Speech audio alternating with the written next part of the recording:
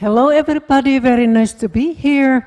I'm really glad that we got this opportunity to present our research project to you. And we have had very big problems with our slides, and now we are quite surprised about how they look here, but hopefully we won't get any more surprises when we go on. And Nani will start, right? So good afternoon. It's great to be here. I usually speak to, when I was working as a researcher in Aalto University, I was mainly speaking to engineers. So it's nice to be here because I think here are also other people than engineers. So why we are doing this, it's about one planet, planet Earth. We have only one planet, but we all know that we don't use the natural resources of one Earth, but like almost four planet Earth resources. So it's too much. So we need to do something.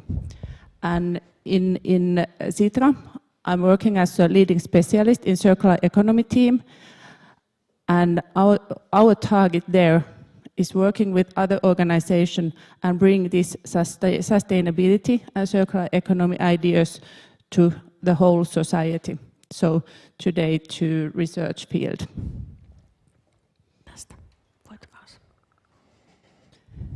The global economy is based on use of natural resources.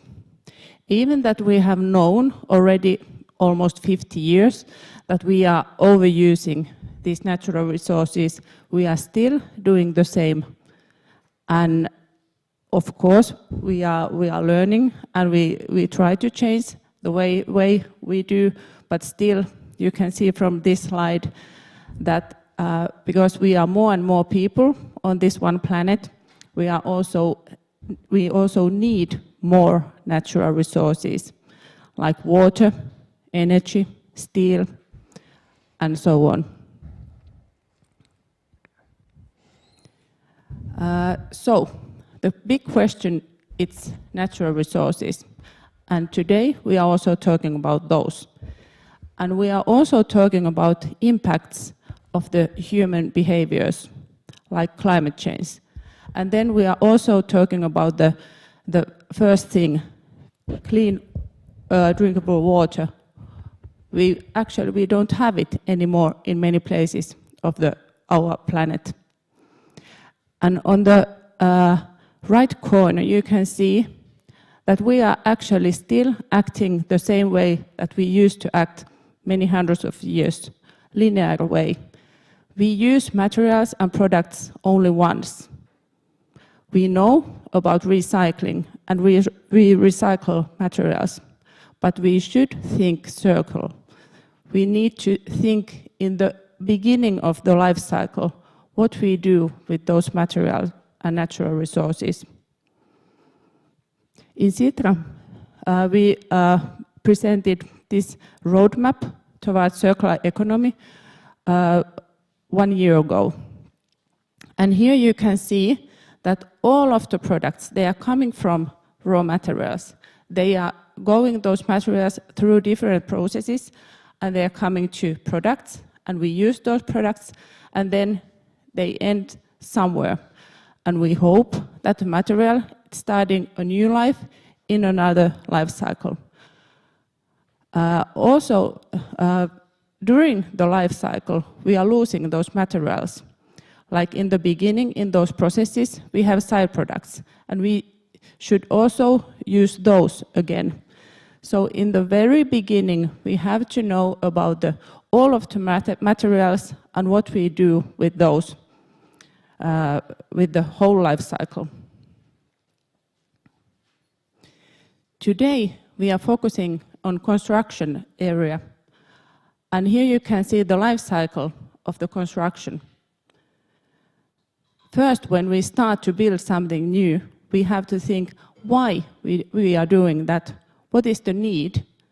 Do we really need a new thing, or can we use some other product, or do we have already a building that we can use in different purposes? Then we know that we need different raw materials, and we have to plan the new place and design the new building, design the new products, and so on, through the whole life cycle. And today we are talking about the one product, sandwich panel. It's a construction product that it's almost only way it is to use it once, because there are no legislations, there are no rules what to do with that product after one use. And our research was concerning about that one product and how we can make it visible to think, how we can use it, what kind of rules we need to have, and can we use it, that one product, in another way. Here you can see the product. It's a steel, both sides, and then there is a wool inside of that product. It's like, actually I think the next slide is, you can see where we can see these products, like I think here in those big malls, here in Tampere, you can see these kind of sandwich panels used. And when I started this project, I was still working at the Aalto University, and I was thinking about the material development phase and what we need to think in different way in that phase. And I invited all the suppliers of that one product to the meeting table. And we were talking about, with all of those, what are the challenges when we try to recycle the material in the end of the life, and target is to not lose material in any phases of this life cycle. But it was a meeting, and we have a meeting memo, and we understand that we have this kind of product, but nothing was changing. So then we continued to the next workshop. After the first workshop, Nani was thinking that because nothing really happened at the meeting table, that now we have to do something else. That how can we change the research project so that we could look the product from the new angle. And that's where I stepped in. Nani asked me as an artist that would you collaborate with us, and what could you contribute to our project? And we started to think that if we really break out the silos, we cannot do things like engineers, for example, do, but we really need to collaborate and take care of the both sides, so to speak. And I started to think that what could be the ways to approach the product from the different angle.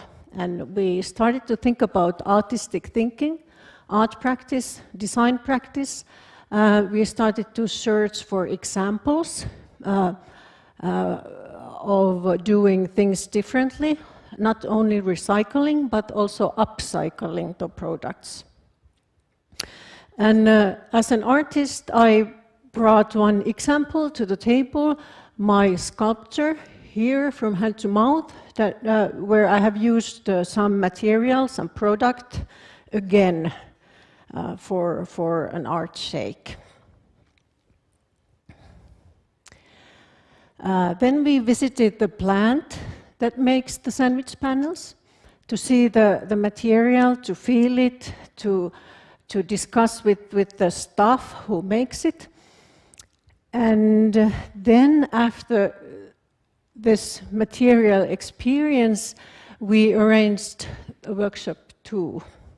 And in this workshop, what we called Innovation Afternoon, we asked quite many different people to collaborate with us. We didn't want only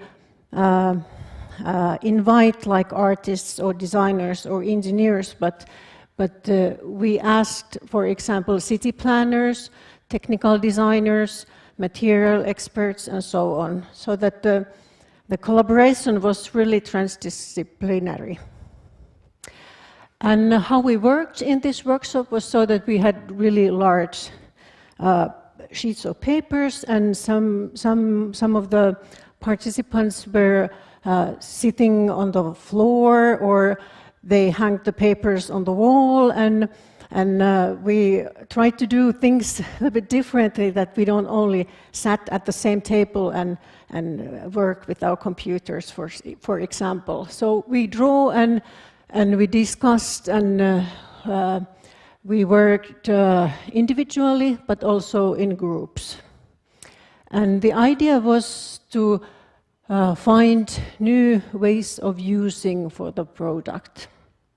So we used writing, drawing, innovation, ideation, brainstorming, and teamwork in the workshop.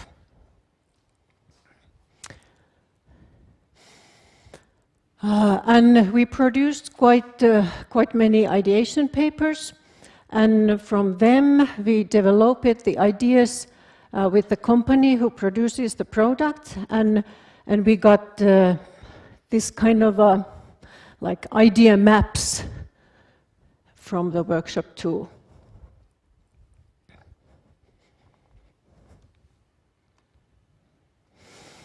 And after the workshop, we kind of like summed up our project, and we thought on that what to do next, and we felt that we need the art practice even more in the research project. Not only that we plan or design something, but that we really make something by hand out of the product.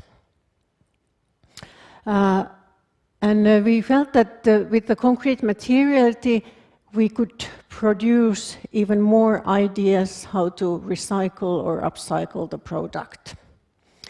And we also talked about the circular economy as a change of consumer culture, that if you think about consuming as a cultural practice or cultural way of acting, it comes quite close to art practice. And what could a research project like this gain from the art making?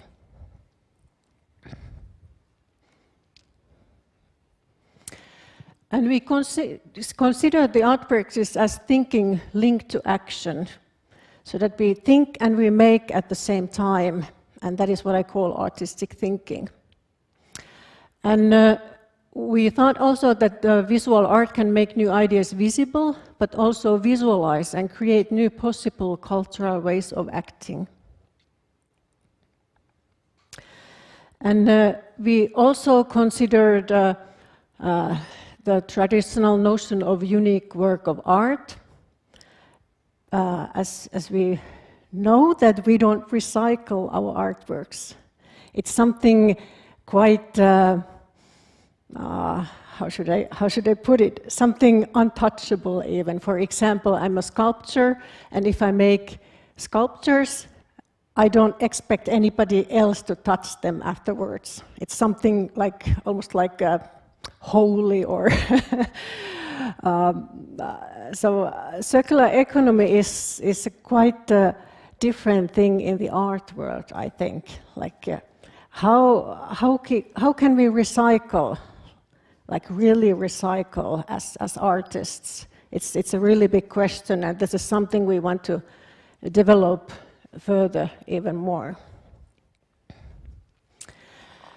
But after all of these thoughts, we arranged the next workshop, workshop 3, and we bought the materials, sandwich panels, to Otaniemi at the sculpture studios. And again, we invited different people from different fields to the workshop. And now we try to upcycle the product, to do something else of it as a pieces of art or pieces of design. Here you can see some pictures of the workshop.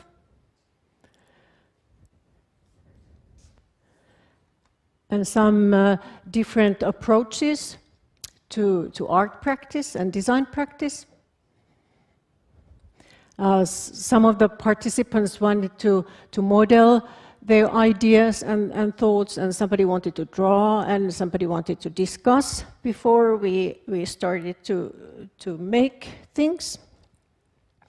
Here you can see some processes going on in the workshop.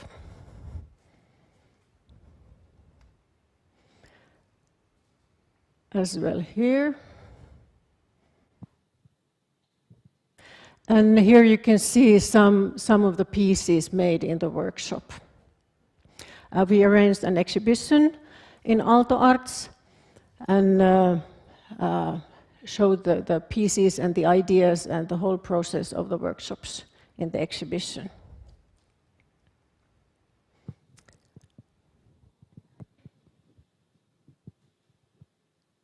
So I wouldn't call all of these pieces in the exhibition as they are like finished artworks, but they are ideas to upcycle and recycle the sandwich panel, and also new ideas to maybe plan new products from the sandwich panel product.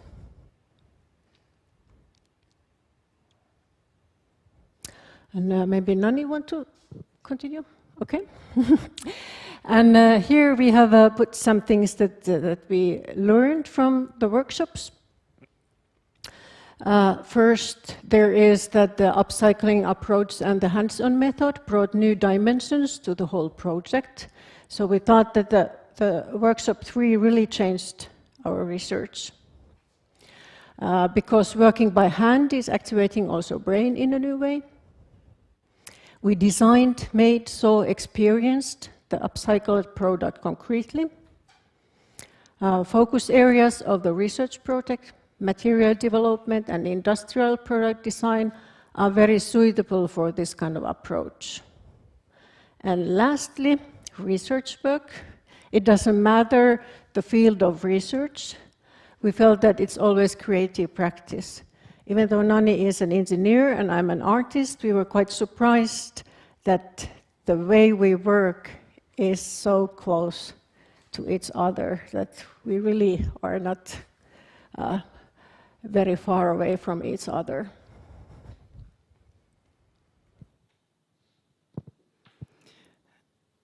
And you can see here that when we talk about one product, we see the middle way there. There's like one life cycle. But behind of that one life cycle, we have many, many people, many companies. We have a huge net when we talk about industrial product.